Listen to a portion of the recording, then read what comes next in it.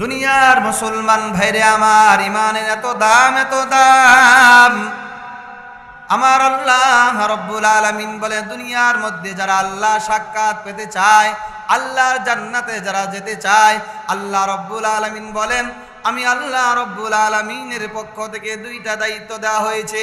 এই দুইটা দায়িত্ব যারা পালন করবে, আমি আল্লাহ রব্বুল আলামিনের সাথে তারা সাক্ষাৎ করবে।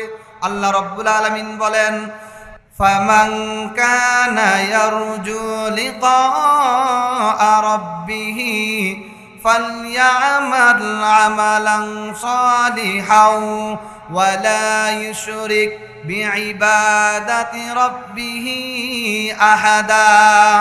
আল্লাহ রব্বুল আলামিন বলেন, আমার যেই সমস্ত বান্দা বান্দিগণ আমি আল্লাহ সাক্ষাৎ পেতে চাই, তাদেরকে আমি আল্লাহ রব্বুল আলামিনের পক্ষ থেকে দুইটা দায়িত্ব দেওয়া হলো। এক নাম্বার, ফালিয়ামাল আমালান, আমার বান্দা যেন নেক আমল করে। আর দুই নাম্বার হলো, আমার বান্দা যেন আমি আল্লাহর সাথে কাউকে অংশীদার না করে, শিরিক না করে। আমার আল্লাহ রব্বুল আলামিন বলেন, আমার বান্দা যদি এই দুইটা কাজ করতে পারে, আমি আল্লাহ রব্বুল আলামিন বান্দাকে জান্নাত দান করে দিব। সুবহানাল্লাহ। সেই জান্নাতে আমরা যেতে চাই কিনা বলেন? আল্লাহ তাআলা দুনিয়ার মুসলমানদের জন্য, ইমানদারদের জন্য জান্নাত আল্লাহ এত সুন্দর করে সাজিয়েছেন, এত সুন্দর করে আল্লাহ জান্নাত বানাইছেন। এটা দুনিয়ার কোনো মানুষ কোনোদিন চিরকাল সারা জীবন চেষ্টা করলেও জান্নাত কত সুন্দর কেউ বলতে পারবে না।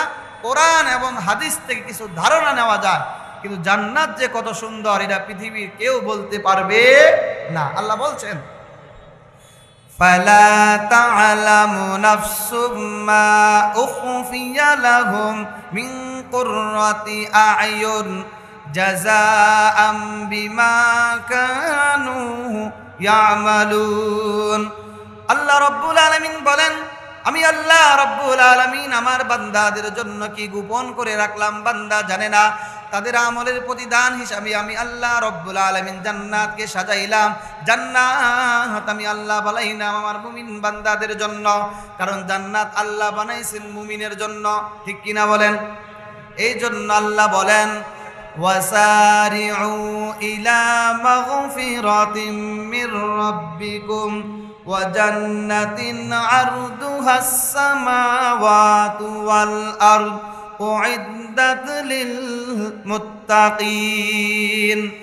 দুনিয়ার মুসলমান ভাইরে আমার, আল্লাহ সুবহানাহু ওয়া তাআলা দুনিয়ার বান্দাদেরকে আল্লাহ ডাক দিয়া বলেন, দুনিয়ার মুসলমান ভাইরে আমার, আল্লাহ রব্বুল আলামিন বলে, তোমরা ওই জান্নাতের দিকে দৌড়াও, তোমরা আল্লাহর ক্ষমার দিকে দৌড়াও, যে জান্নাতের বিশালতা হবে আসমান এবং জমিনের সমান।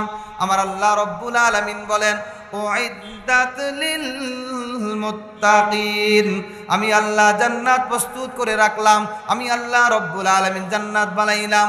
আমার যেই সমস্ত বান্দাগণ আমি আল্লাহ রব্বুল আলামিনকে ভয় করে গুনাহ কাজ ছেড়ে দেয়, বান্দার মন চায় গুনাহের কাজ করার জন্য, বান্দা গুনাহ করে না, আমি আল্লাহ রব্বুল আলামিনকে ভয় করে।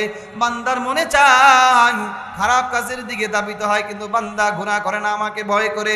আল্লাহ রব্বুল আলামিন বলেন, আমি আল্লাহ রব্বুল আলামিন আমার মুত্তাকি বান্দা বান্দীদের জন্য আমি আল্লাহ রব্বুল আলামিন জান্নাত প্রস্তুত করে রাখলাম। সুবহানাল্লাহ। আল্লাহ জান্নাত বানাইছেন মুমিনের জন্য, আর কাফিরদের জন্য আল্লাহ জাহান্নাম বানাইছেন। ঠিক কিনা বলেন?